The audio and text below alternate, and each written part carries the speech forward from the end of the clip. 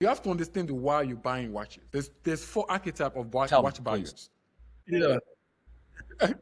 So there's the 4 archetypes of the watch buyers: the flexor, the achiever, the collector, and the investor. So the flexor, there's 2 ways of flex. There's the wrong way or the right way. The wrong way is someone that just wanna buy something to make people feel like they got money. I use the example of someone coming in the room with Louis Vuitton head to Yes. toe.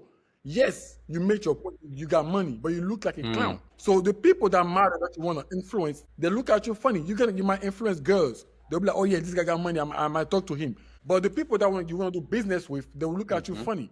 Same thing wearing like a watch. It's not. It's like a big watch, but it's not. You're just wearing a watch because you want to flex. Sometimes you're gonna get dissatisfied of that purchase because you're not gonna get the result out of it.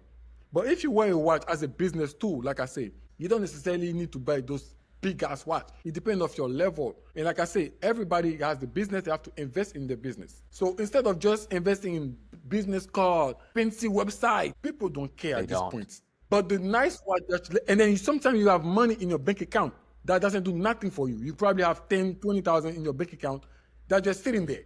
But instead of having that money in your bank account, you have it on your wrist. It's money. You can sell it and get your money back. But it's the business card that you keep for yourself. And then when you talk about it's like a networking tool. Now, if you get to a different level in life, now you can switch to become like an achiever or a collector or an investor. Wow, you crushed it. Because an achiever is someone that want to reward himself. He buy watches because he's like, okay, I'll earn this.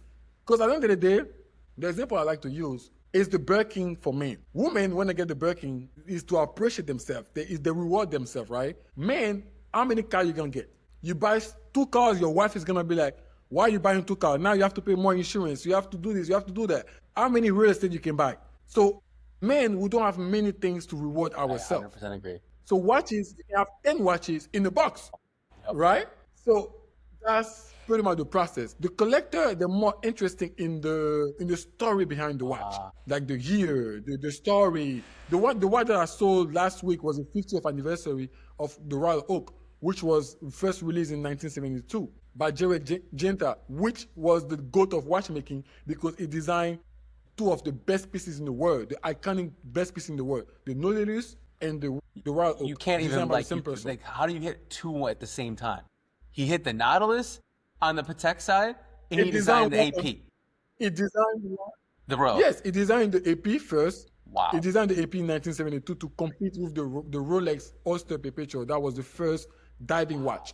They needed to compete, so he designed that. And 6 years after, Patek reached out because they wanted the same thing, and he designed that on the napkin in the restaurant. Well, I was just designing this because I'm like, in the future, there's going to be shirt. I'm feeling lucky. I'm like, hey, listen, this is what it's going to look like. I just wrote it down, and I want to let anyone know in the world is that if I wrote this down, this is the biggest $1 billion plus movement. I'm feeling lucky. And guess what? This guy right here is feeling lucky too with Mr. Audemars. And that's what it takes. Sometimes you don't have to have it in the physical, but if you can write it down and you can create, just like Gerald Genta, like what? Like he just created both of the most iconic timepieces to both brands.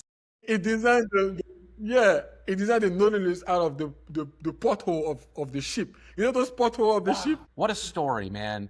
That's the what a story. And the AP, and the AP was the dive. Those vintage diving helmets. If you look at the AP and look at the diving helmets, the vintage one. Wow, I never knew that. Like again, so there's the other side of it. I don't know if at the time when I was getting the watch, it was more like, hey, open up a piece, but I wasn't in the collector mindset yet. Now you got me inspired to think about pieces as collecting, and that's why people love art. So investing is a key, is what you're trying to tell me. That's the key. The master key in the future is to invest. Watches, where can they find you, AP? Where can they find you, Uncle Audemars? You have to understand on what level you are as a buyer before you even purchase a watch. You're blowing my mind right now. Where can they find you, man? I'm telling you, they're going to want to, I know people are going to want to buy a watch. No way. It's that simple? Uncle Audemars on all platforms. Now I'm about to launch my little YouTube thing, but because that's why I feel so lucky and so blessed because it was the biggest fear of my life is stalking. Wow. It's funny enough, it's stalking. It was the biggest fear. And recently, my daughter came. My daughter is 6. She just turned 7. Wow, time flies, man. Yeah.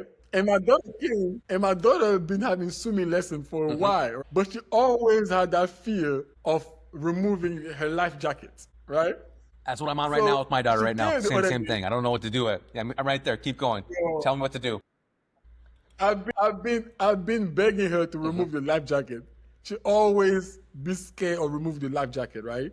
She know how to swim, but she's scared of the deeper pool part. So she always wear the life jacket, right? So one day, because when they come around, they want to have other kids to play with. So I met one lady downstairs. She had like a 5-year-old daughter too as well. 4 years. She's smaller than my daughter, but she swims like a fish. So I feel like my daughter ego got swung a little bit.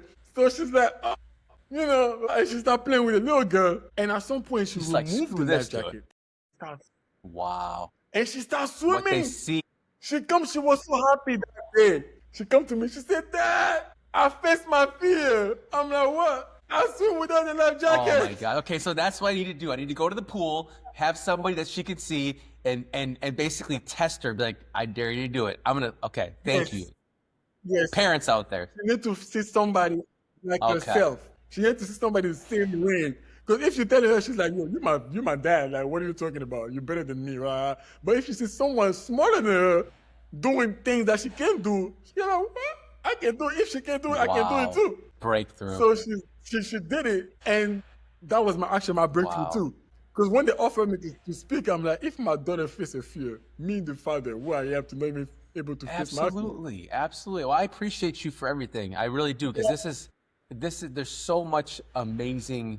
I'm literally feeling lucky right now just to be in the presence of someone that has faced their fear, has shown me that they can come from absolutely nothing, that has that momentum, that swing that you're making right now, this momentum, your movement. We're creating a lucky movement. I'm feeling lucky movement.